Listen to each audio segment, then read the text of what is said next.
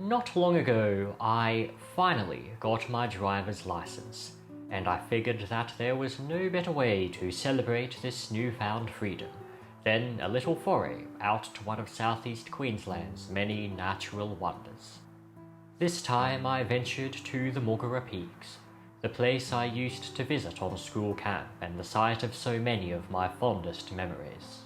But I wasn't here to wallow in nostalgia. Nay, this was a filming trip, an opportunity to uncover some of the exquisite and fascinating creatures that call this fair realm home. And upon arrival, before I had even stepped out of my car, I was greeted with the first wildlife encounter of the day. A curious female Notomacropus accompanied by her joey, suckling on milk produced by glands hidden in its mother's pouch, within whose warm confines its early life had been entirely spent, sheltered from the many perils of the outside world. Now large, well-developed and mobile, it will soon strike out on its own journey and find its place in the wilderness. But iconic and charismatic as these mammals are, I was, of course, more keen on the creepy-crawly side of the animal kingdom, and it turns out I didn't need to leave my car for that either.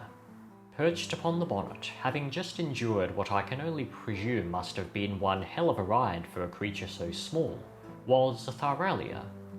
Thyralia is a member of the Thomisidae, in the common tongue referred to as the crab spiders, and, like all of her kin, she is a master of ambush. Her lime-green body lets her blend in seamlessly with the foliage she inhabits, her presence masked from food and foe alike. The spider's front four legs, huge and robust, and with ample strength to back up their fearsome visage, are primed to snap shut upon any small critter unfortunate or foolhardy enough to venture too close to this stealthy hunter. Moving beyond the park arc, the real adventure finally began. The lofty forest of eucalypts that garrisoned the beginning of the track soon thinned out, eventually giving way to a vast expanse of montane heath, tinted gold by the warm rays of the morning sun. Here, where the ground is too rocky and the soil too shallow for large trees to take root, a variety of smaller shrubs and bushes flourish in their stead, and the innumerable blossoms borne aloft by their foliage are a magnet for insects. Among the most common, unfortunately, are the invasive Apis mellifera, a domestic species brought hither from Europe that has since begun to relinquish itself from human service and establish feral colonies across much of Australia. And in these lands, as native birds and cicadas, crickets and katydids sing their daily chorus, their symphony is now ever intermingled with the low buzzing drone of feral honeybee colonies hidden amongst the trees. For other insects, the flowers are a perfect stage to set an ambush. A young Pristhesanchus plagipennis, a type of assassin bug, waits patiently for an unwary pollinator to alight on the wrong bloom, upon which it will be seized by the bug's forelimbs and injected with a lethal dose of toxic saliva. Here, of course, its most likely victim would be a honeybee, so this little assassin is doing its due part to help take out the trash. Eventually, the heath faltered, and the trees closed ranks once more. Yet not dense enough were their trunks, nor thick enough their crowns to hinder the light of the sun on its passage to the earth, bringing with it the necessary warmth which some animals must harness to fuel their activity. And few in these parts make for a more spectacular sight than Varanus varius. Up to 2 meters long, these huge, active and marvellously patterned lizards can be quite a common sight along much of Australia's eastern coastline. In spite of their large size and rather substantial weight, these lizards, even as adults, are adept climbers, aided to no small extent by their truly formidable claws, which allow them easy purchase on just about any surface that the forest has to offer, granting them the ability to scale even the smooth vertical trunks of many eucalypts with ease. Smaller animals also abound in the leafy understory. A young nocturnal orb-weaver, possibly a hortifera species, makes a brief and uncharacteristic venture out into broad daylight, before retreating once more into its improvised shelter, a dried leaf rolled into a narrow tube and bound in place by silk. Rather less introverted are these Rhopalidia revolutionalis, a small species of paper wasp. There are several colonies here, all by the looks of them rather recently established and yet display the unique architecture of more mature communities. As the colony grows, their dwellings, which now look relatively unremarkable, will develop into a series of narrow, twig-like nests suspended beneath their perch, the feature that has earned this species the common name of brown stick-nest paper wasp. Rhopalidia revolutionalis are docile, inoffensive wasps, and even the closest of approaches, up to and including direct physical contact, are unlikely to stir their wrath.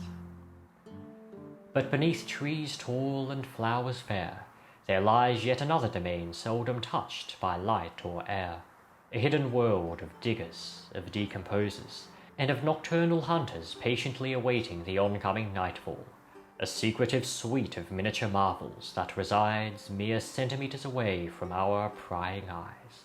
And with the simple turning of a rock or a log, this cryptic realm can be, at least partially, unveiled.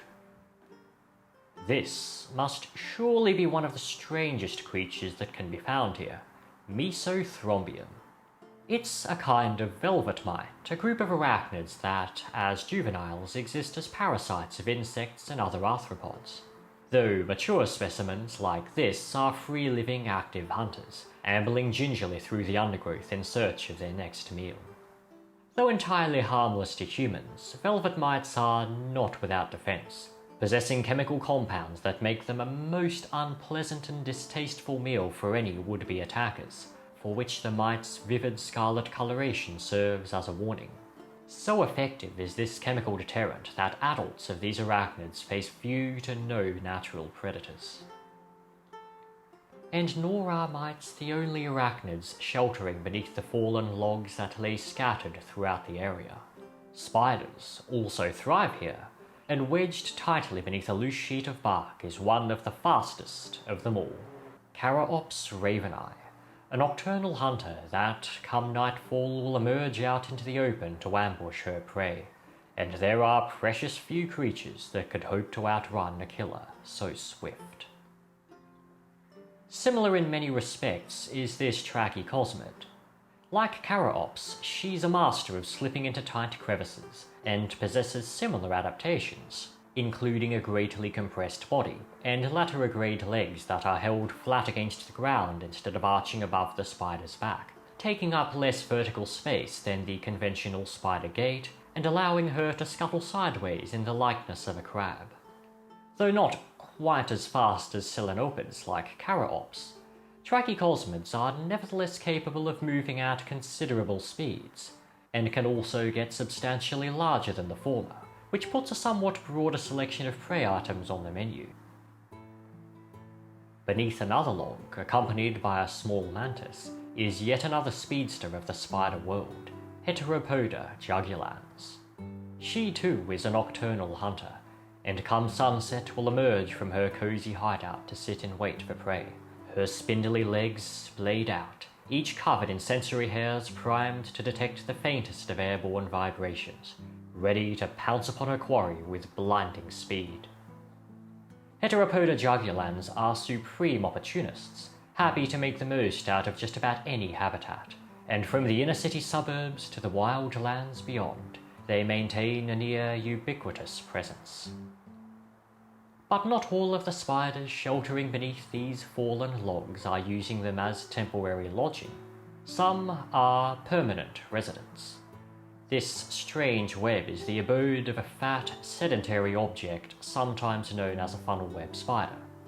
The particular species here would almost certainly be Hadronician fencer, the most widespread funnel web in South East Queensland, and the sole species known to occur in this specific locality.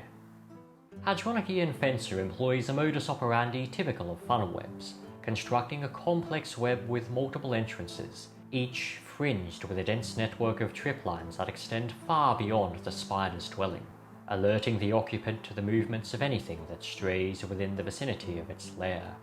Beneath this web, a silk-lined burrow extends out of sight, and this is where the spider most often resides, until such a time comes that an insect or other small critter ambling across the trip lines outside draws from its slumber the bloated beast within. But where the funnel web spiders thrive, their predators are seldom far away. Centipedes also proliferate in such habitats. Swift, active, and bestowed with agility unparalleled, they are predators to be feared in the undergrowth, and have been since the elder days, when the land itself was a world unconquered, and even trees had yet to grow. Among the most common here in South East Queensland is Cormocephalus westwardi, a medium-sized species identifiable on the basis of its unusually thick terminal legs, which it uses to grapple onto prey as well as distract a potential predator. As centipedes go, it's a relatively benign animal, with a meek temperament and a rather mild venom. Even so, it's more than capable of posing a threat to the funnel webs. Similar in size, albeit rather more flashy both in appearance and demeanour, is Rhysida nuda, a fast, skittish species that is often quite the challenge to capture on film. This one, partially wedged into a crevice, provided a rare opportunity to get up close. Its legs, on this juvenile a stunning deep sapphire, will over time steadily fade into a more subdued sky blue coloration as the centipede grows. And though the adults have a more muted appearance, they remain a spectacular sight nonetheless. And that brings this journey to a close, and I can assure you that this is but a taste of what's to come now that my adventures are beholden no longer to the whims of public transport. Some of you may be aware that I recently returned from a filming trip with fellow content creators Spencer from My Wild Backyard and Jack from Jack's World of Wildlife. And while I won't spoil too much, what I can say is that we had some amazing animal encounters, including at least a couple things that have never been featured on this channel before. If you're keen to see another of my forays, feel free to check out this video in which I visited the lush rainforests of Tambourine Mountain.